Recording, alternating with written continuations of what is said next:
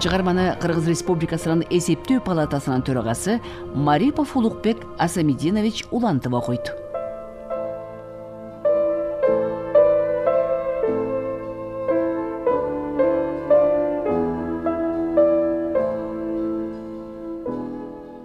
Бул зал ичинен кыз эч кимди жактырбасын ачык билет. Анча мынча жакын бирөө болсо, а дагы Исабеков болуш керек. Ошондой болсо деп каалачу, ошону эңсечү. Кыздын алдыртан өзүнчө жылмайганы, кээде байкоостон баш ийкегени, дагы башка жагымдуу кыймылдарынын баары жалгыз ага арналып жаткандай эсептечү. Бирок ачык таанышып алууга даап бара албады. Өзү айылдан келген кайдагы бир бала болсо, тиги кыз шаарда өсүп өнгөн маданияттуу, билимдүү, жүрүш туруштуу перизат болсо. Ушуларды ойлогондо байкуш жигиттин дарамети тайып кетчү. Анан калса кийген кийими бу болсо, аскерден келген агасынын гимнастеркасы менен өтүгүн кийип келген. Китеп салган баштыгы агасынын аскерден ала келген сумкеси. Кышкысы кие турган сырт кийими да агасынан тартып кийип келген сур шинель. Аны кийин көрүнгөндө бу келишимдүү шаар кызына кантип жолугуп, кантип сүйлөшмөк.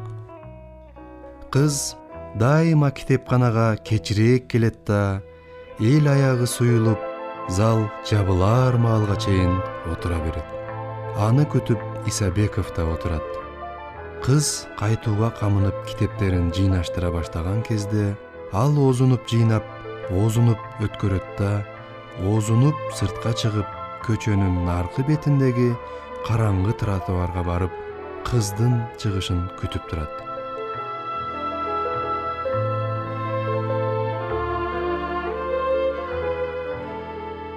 Бир маалда кыз чыгат. Исабеков кайрылып жанаша баспайт. Көчөнүн наркы бетинен, көпчүлүк элдин ичинен башын соройтуп, сырттан акмалап, узата жүрүп отурат. Кыздын үйү анчалык алыс эмес болчу. Китепканадан 2 квартал гана жер. Кыз үйүнө кирип кеткиче узата келген Исабеков өкүнүч менен ыраазычылык сезимине курсагы тоюп, жатаканасына жөнөп кетет. Баратып паркка бурулат. Паркта бир аянты бар. Ал маалда бийлеп жаткан жаштар бар.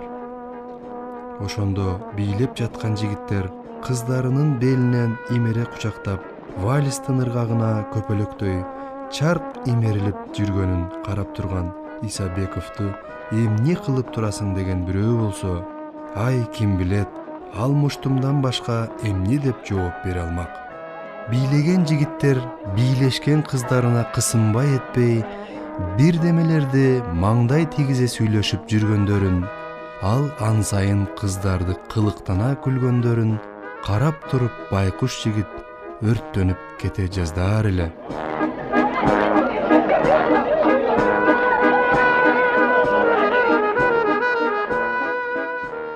Ошондо Исабеков бийлеп жүргөн жуптардын ичинен көзүнө көрүнгөн жупту тандап алып, алардын күлмүңдөй сүйлөшкөн сөздөрүн өзүнчө термелип, тиги жигиттин ордуна өзүн коёр эле да, кызынын ордуна өзү арзыган кызын коёр эле.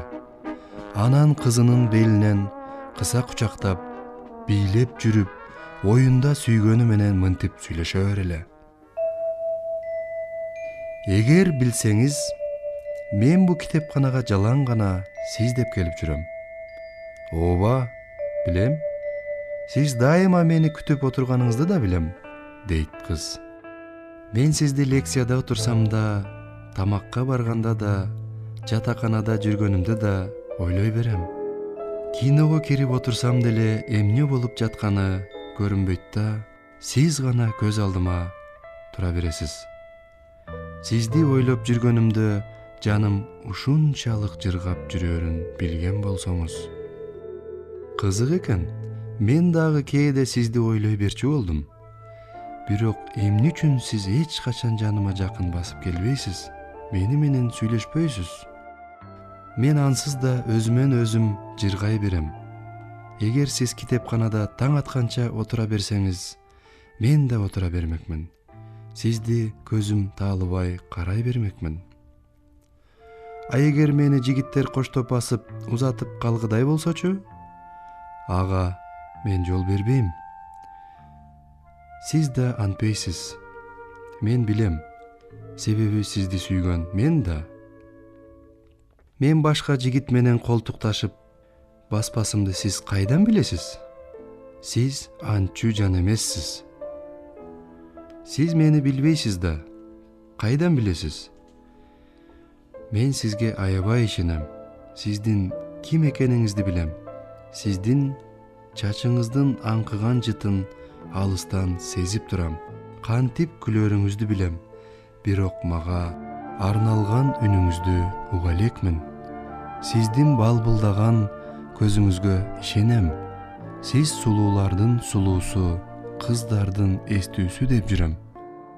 Ой, аябай мактап жибердиңиз го. Чындап айттыңызбы? Чын.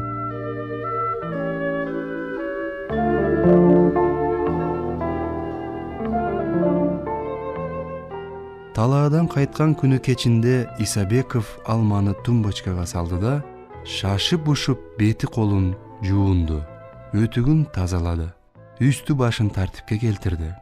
Ошентип китепканага шашып далиске чыга калса, саат кеч болуп калыптыр. Бөлмөдө балдардын баары алда качан уктап калган.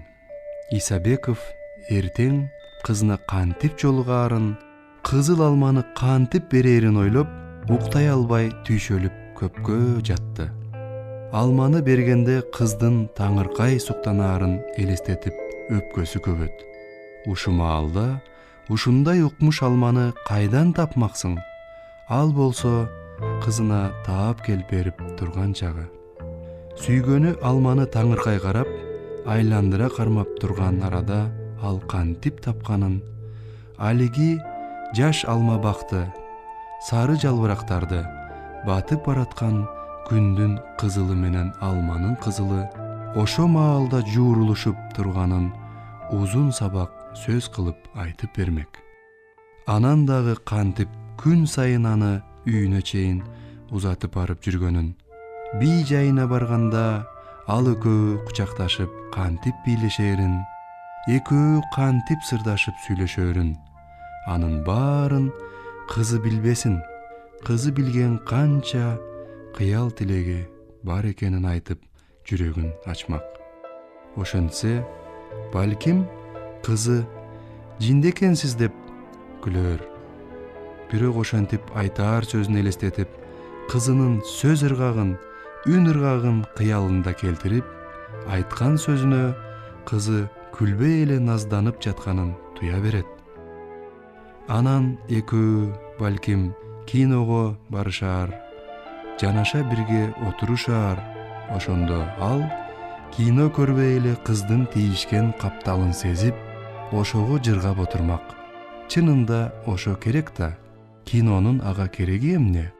Бирок атаңын көрү. Мобу өтүгү менен ал кызды кантип жандап басып жүрөт. Жакшынакай костюму, туфлиси болсочу. Жок. Кыздын акылдуулугу чын болсо, ошондой майда нерсеге көңүл бурмак беле. Ушу кыялынын канатында учуп жүрүп, Исабеков кантип уктап кеткенин өзү билбей калды.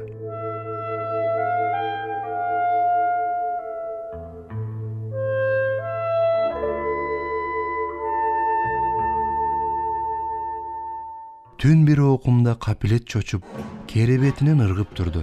Түшүндө шер зөөкүр алмасын качырата чайнап жаткан эмиш. Исабеков уйку соонун ортосунда шерге барса, ал дүйнө капар уктап жатат. Башка балдар да уйкуда. Ошондо да Исабеков тумбочкасын ачып, караңгыда алманы кармалап көрдү да, ага сак болгон деп күбүрөп койду. Ошондон кийин араң тынчыды. Эрте менен балдар форточка ачып жатышып, тамшана тыноо тартышат. Ай сенин алмаң ай, жытың карачы, буруксуп бөлмөгө толуп чыгыптыр. Алиги ооруканадагы кишиңе алып бара турган болсоң, эртерээк алып жөнөсөңчү. Болбосо шер 2 чайнап бир жутуп койбосун. Кечээ эле жалмап салат элем. Силер болбой койбодуңарбы? Деп шер бир жактан жинге тийди. Жалмап эле көр, деди Исабеков акырын ызырынып. Анан бар лекцияга жөнөштү. Ошол күнү лекциялардын жадаткан узактыгын кантесиң. Бир танапистен кийинки лекцияда Исабеков байкаса балдардын арасынан шер көрүнбөдү. Аза бою дүр этти. Ордунан ыргып туруп, зоологиядан лекция окуп жаткан профессордон суранды. Профессор, кечириңиз. Мен азыр тезинен чыкпасам жөнөбөсөм болбой калды. Сизге эмне болду, жигит? Деп профессор таң калды. Айта албайм, бирок бошотпосоңуз болбой калды. Суранам. Муштумдарын түйүп алып, Исабеков окуу корпусунан жатаканага жеткенче токтобостон чуркап барды. Бөлмөсүнө кирсе, шер жок.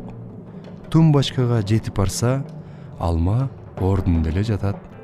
Исабеков бир кубанып, бир уялып отурду. Энтиккен демин баса албай, Исабеков койкасында өз алдынча күбүрөп отурду. Кечир мени, шер, кечирип кой. Сен тууралуу экинчи жаман ой алсам өлөйүн.